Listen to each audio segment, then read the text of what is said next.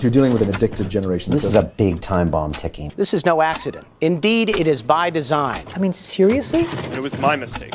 I mean, I think we can all feel it. To try to make these products as addictive as 400% possible. spike in dopamine. We now know that many of the major social media companies hire individuals called attention engineers who borrow principles from Las Vegas casino gambling, among other places, to try to make these products as addictive as possible. That is the desired use case of these products, is that you use it in an addictive fashion because that maximizes the profit that can be extracted from your attention and data. It literally is a point now where I think we have created tools that are ripping apart the social fabric of how society works. That is truly where we are. The way the technologist Jaron Lanier puts it is that these companies offer you shiny treats in exchange for minutes of your attention and bytes of your personal data, which can then be packaged up and sold. What happened is that the attention economy and this race for attention got more and more competitive. And the more competitive it got to get people's attention on, say, a news website, the more they need to add these design principles, these more manipulative design tactics, as ways of holding on to your attention. You don't realize it, but you are being programmed. Social media tools are designed to be addictive. The actual desired use case of these tools is that you fragment your attention as much as possible throughout your waking hours. That's how these tools are designed to use.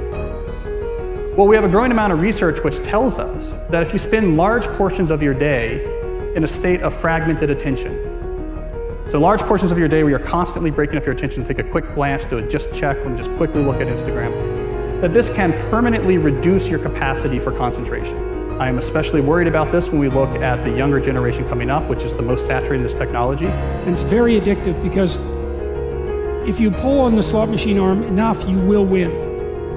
And you never know which pull will reward you.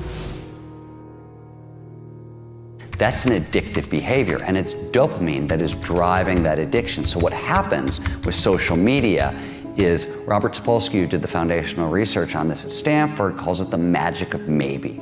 When you look at your phone and maybe there's a text there and maybe there's not, and you don't know, when it shows up, that high you get, that's dopamine. It's the magic of maybe. Maybe it'll be there, maybe it won't. When it shows up, you get a 400% spike in dopamine. That is roughly the same amount of dopamine as you're getting from cocaine. It's slightly less than an extremely addictive drug like cocaine. And that's what's happening. We really care what other people think of us. So for example, when you upload a new profile photo of yourself on Facebook, that's a moment where our mind is very vulnerable to knowing what other people think of my new profile photo. And so when we get new likes on our profile photo, Facebook, knowing this, could actually message me and say, oh, you have new likes on your profile photo. And it knows that we'll be vulnerable to that moment because we all really care about when we're tagged in a photo or when we have a new profile photo. And the thing is that they control the dial, the technology companies control the dial for when and how long your profile photo shows up on other people's news feeds.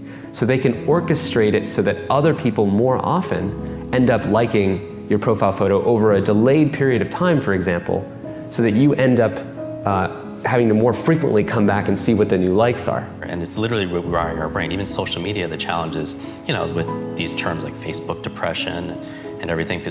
What's that?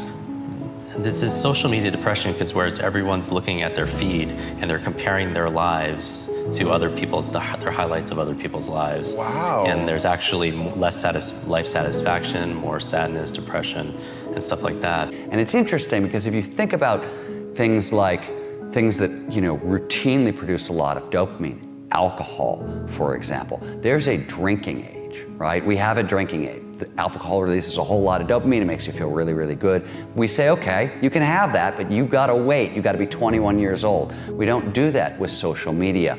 We're, essentially putting highly addictive drugs into the hands of kids before they have any natural defenses against them.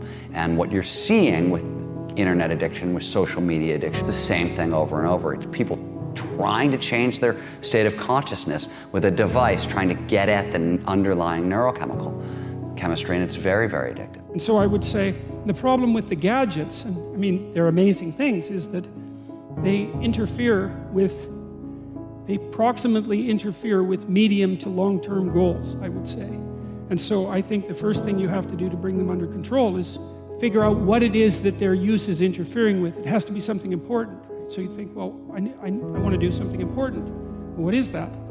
Oh, it could be personal. Maybe you want to have a relationship. You want to get married. You want to have kids.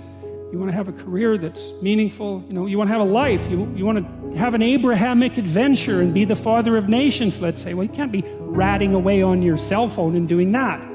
And so I think part of it is to set your sights high and make a plan and figure out who you could be and see if obsessive utilization of smartphone fits into that vision of nobility.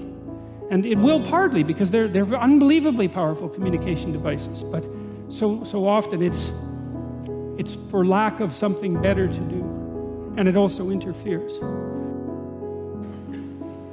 Imagine like when you take that to the extreme, where bad actors can now manipulate large swaths of people to do anything you want. It's a really, really bad state of affairs. And we compound the problem, right? We curate our lives around this perceived sense of perfection because we get rewarded in these short-term signals, hearts, likes, thumbs up, and we conflate that with value and we conflate it with truth. And instead what it really is fake, brittle popularity that's short-term and that leaves you even more, and admit it, vacant and empty before you did it. Because then it forces you into this vicious cycle where you're like, what's the next thing I need to do now? Because I need it back. Think about that compounded by 2 billion people. And then think about how people react then to the perceptions of others. It's really bad. So we know from the research literature that the more you use social media, the more likely you are to feel lonely or isolated. We know that the constant exposure to your friends' carefully curated positive portrayals of their life can leave you to feel inadequate and can increase rates of depression. And something I think we're going to be hearing more about in the near future is that there's a fundamental mismatch between the way our brains are wired and this behavior of exposing yourself to stimuli with intermittent rewards throughout all of your waking hours. So it's one thing to spend a couple hours at the slot machine in Las Vegas, but if you bring a slot machine with you and you pull that handle all day long from when you wake up to when you go to bed, we're not wired from it. It short circuits the brain, and we're starting to find that it has actual cognitive consequences, one of them being this sort of pervasive background hum of anxiety. Here's the thing. The world we live in isn't real. Social media isn't real. And by design, social media rewards us for showing our best life. The edited, posed, champagne, Michelin star, holiday, orchestrated best angle of our life, the highlight reel. But you don't ever see real life, the 99% of our lives, the behind the scenes, the unglamorous, unfiltered, day-to-day, bland normality. And you end up comparing your behind the scenes to other people's fake highlight reel and using others as a mirror or benchmark for how you should look, how successful you should be, or how you should live. These fake comparisons will only serve to make you feel inadequate and inferior to something that isn't even real. Research continually shows that comparing your life to someone else's creates envy, low self-confidence, low self-esteem, and depression. You compare yourself to other people every single day, consciously or subconsciously, and no matter what I say, you're not going to stop because comparing one thing to another is a natural human thing to do. Whether we want to admit it or not, a big reason why anything has value is because there's something worse or better to compare it to. Think about it. An old brick of a mobile phone with a big aerial is only considered amazing in a world before the smartphone. The horse and carriage is only considered a phenomenal mode of transport until the car comes along. The answer isn't to stop making comparisons, because unfortunately we can't control that. But you have to change the object of your comparison from someone else to yourself. You have to measure yourself against yourself. And by doing this, you start at a base point where you consider yourself to be perfectly fine exactly how you are. But it also is the most effective, motivating, and healthy way to work to improve yourself. You'll become your happier self when you stop putting pressure on yourself to be more like someone else, and when you start comparing real to real. We are in a really bad state of affairs right now, in my opinion. It is eroding the core foundations of how people behave by and between each other. And I don't have a good solution. My solution is I just don't use these tools anymore. I haven't for years. It's created huge tension with my friends, huge tensions in my social circles. If you look at my Facebook feed, I've posted maybe 2 times in 7 years. 3 times, 5 times, it's less than 10. And it's weird, I guess I kind of just innately didn't want to get programmed. And so I just tuned it out, but I didn't confront it. And now to see what's happening, it really bums me out. Back in the 1970s and the early 80s at Xerox PARC, when Steve Jobs first went over and saw the graphical user interface, the way people talked about computers and what computers were supposed to be was a bicycle for our minds.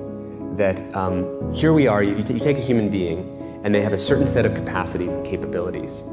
And then you give them a bicycle, and they can go to all these new distances. They're empowered to go to these brand new places and to do these new things, to have these new capacities. And that's always been the philosophy of people who make technology, is how do we create bicycles for our minds to do and empower us to feel and access more. Now, when the first iPhone was introduced, it was also the philosophy of these technologies. How do we empower people to do something more? And in those days, it wasn't manipulative because there was no competition for attention. Photoshop wasn't trying to maximize how much attention it took from you. It didn't measure its success that way. And the internet overall had been in the very beginning not designed to maximize attention. It was just putting things out there, creating these message boards. It wasn't designed with this whole persuasive psychology that emerged later. If you feed the beast, that beast will destroy you. If you push back on it, we have a chance to control it and rein it in.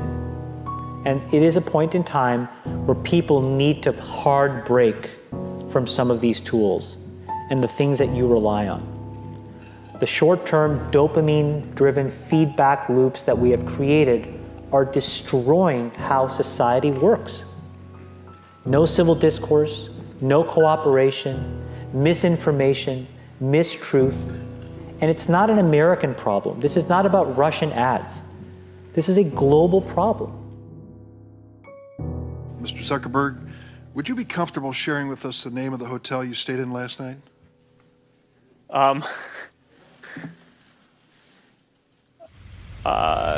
No.